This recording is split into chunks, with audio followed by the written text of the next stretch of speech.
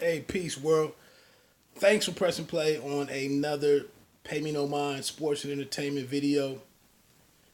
I'm the host here, the channel owner here, Wood. We're going to get into some bite down boxing talk presented by the Pay Me No Mind sports and entertainment channel. Tough one tonight, man. Tyler McCreary was in against Carl Frampton. I think he's a former two division world champion.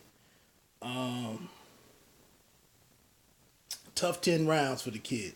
But I really salute that brother, man, for shooting his shot and being enthusiastic about shooting his shot. Quick step back, man. I met Tyler McCreary in 2016. Went to a fight of his over in Milwaukee. He was on Rock Nation Sports, and seeing him go from that moment and seeing him in there tonight in the opening round, just seeing him in that moment, man, I knew, he was up against quite a bit, but he didn't, he didn't wane in the face of what he was looking at and the challenge that he was facing. Then also earlier today, man, I went up to Ann Arbor to check out the Wolverines against the Michigan Wolverines against the Ohio State Buckeyes, man. Ended up 57-26 or something like that. And same situation as this fight, to be honest with you. Just a gulf in the talent or the skill level and the experience, and ability. Just a gulf of difference in the two sides, man. And that's just, if we talking real, it's some real boxing talk. I try to say some stuff on here sometimes to engage or to spur some engagement and some real conversation. I do respond to comments when they happen. But, can a fighter, my question would be in watching this is, do fighters, do you develop an inside fighting game by in real, under the real lights in the ring in the moment, or do you learn, is there a coach that teaches you this? It seems like in moments in this fight, like even though he didn't want to be inside, he didn't have much of a shot outside. You saw he tried to jab McCreary. Speaking of him, he tried to jab very early. And that type of jab is not, he needed to be making contact, swelling up eyes and whatnot, really touching him, and allowing him to get his right hand off.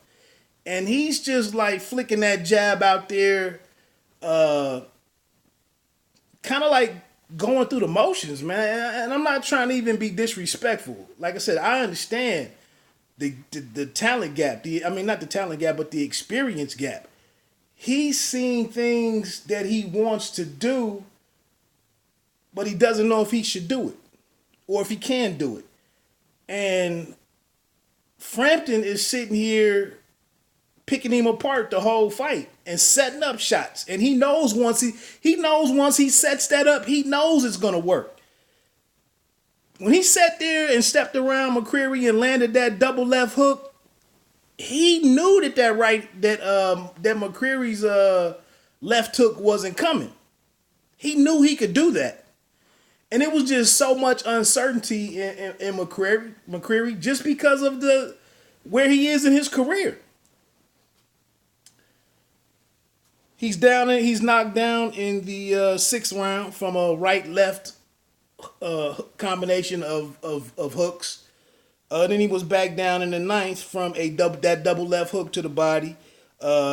Delayed reaction, steps back, wincing from the pain and of the shots, goes down.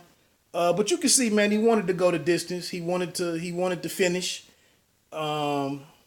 They mentioned he came out in that seventh round. He really responded to what Coach Lamar Wright was telling him. it's one thing to accept the challenge, to take the fight, to climb in those ropes. And then there's another thing to actually accept, like, this is the way that I can, this is the way that I have to fight to be, just to be able to compete, not to win. Not to win. Like, I just might have to do this just to say I got mine, that I got off. I gotta be in here doing this. And so, like I said, man, I ask you, does a fighter develop an inside game? Are you forced to develop an inside game? And then you just grow comfortable with that over a couple of fights. That's one of the things, jumping off on a side note, that was one of the things that I became a huge fan of JoJo Diaz in the Russell fight, because I thought his body work throughout that 12-round fight was phenomenal. He didn't get the victory, but man, the body work that he did that fight was just a thing of beauty to me. And it was accepting the fight like I said, you gotta walk through some fire to really commit to a prolonged body attack. And I felt like Diaz did that in that fight. I was impressed, man. But here, like I said, when McCreary never really landed the right hand, he was either off with it, he was late with it, or just completely missed. And it takes a lot of experience and a lot of game just to land that simple shot.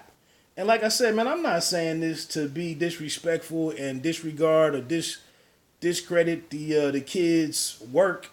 But there was, like I said, he was in there with a guy who knew everything he wanted to do and everything that he was going to try to do, and he had answers for it.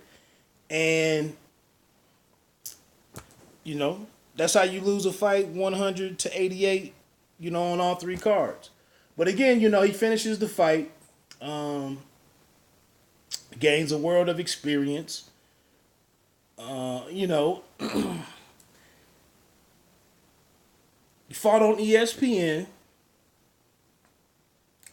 and you didn't embarrass yourself. He had some good moments. He tried to follow his corner's instruction. He tried to rally there in the seventh. He even came out in the 10th and final round and did, landed some body shots, landed the left hook up top. It's not a horrible, all around horrible performance for the kid, man. And I hope he doesn't get discouraged. And I hope that, Top Rank, that there's some plan for him. He was gonna fight a kid who was 17-0 originally in Matt Conway a few weeks ago. That was the original fight that he pulled out of to accept this fight. And I hope, because this was a good opponent. Good. I don't want to say it was really sparring, but maybe it's a showcase fight for Frampton. It's good live work, but obviously Burchett was in the crowd, Jamel Herring's in the crowd. Obviously, they're eyeing future opportunities for Frampton. And he lived up to what he was to go on and pursue those things. But like I said, hopefully there's some plan, for young McCreary, man.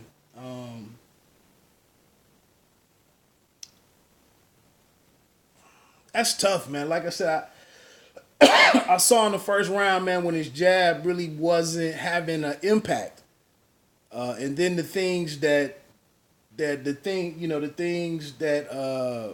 positive stuff that Frampton was able to do off of his jab, and just his anticipation, his timing, the way, the suddenness to be outside and then get inside. I mean, that's always impressive to me too, man. When these shorter fighters, we saw the height disparity there with Herring and Frampton. But when that smaller fighter is able to cut that distance and get inside and work and even out jab McCreary at times. That's very impressive stuff, man. And like I said, you could just sense that uh, it was gonna be an uphill battle for McCreary all night, man. But like I said, man, salute to the young brother for doing his thing, man. And like I said, and not really embarrassing himself, man. I mean, the scores are wide. You know, he was dropped for the first two times in his career, but all in all, man, this is a tough game, and like I said, I sat there and watched Michigan earlier today. Uh, just the running back for the Ohio State Buckeyes, man, he went over 211 yards, 215 yards. Uh, they could just hand it off to him and get a guaranteed 4 or 5, maybe even 6 yards per carry. And that's when your opponent is just flat out levels above you. And but like I said, man, he fought, man. He battled his heart out, and for that, it should be it should be a next step for him, with Top Rank. So again, some bite down boxing thoughts from your man Wood. Again, man, I'd really like to hear some comments on that. Inside fighting, is that something that fighters have to learn themselves? Or are there any trainers out there that can teach this style of fighting? Because it's gonna be times when you just can't operate from space in space. He never could push or force Frampton over into the ropes to where maybe he could trap him in the ropes and bomb away on him. Maybe get to some different angles, try some different things. That wasn't working. It did seem in that seventh round when he opened up and just got inside and just let his hands go. He had some success, but was there any opportunity to build on that round by round and just accept, hey, I got to be close to this guy.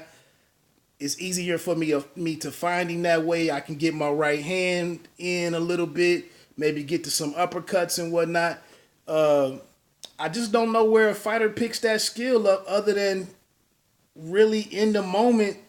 One thing that Andre Ward said, believing in yourself, getting comfortable in that, and accepting that's where you're able to compete.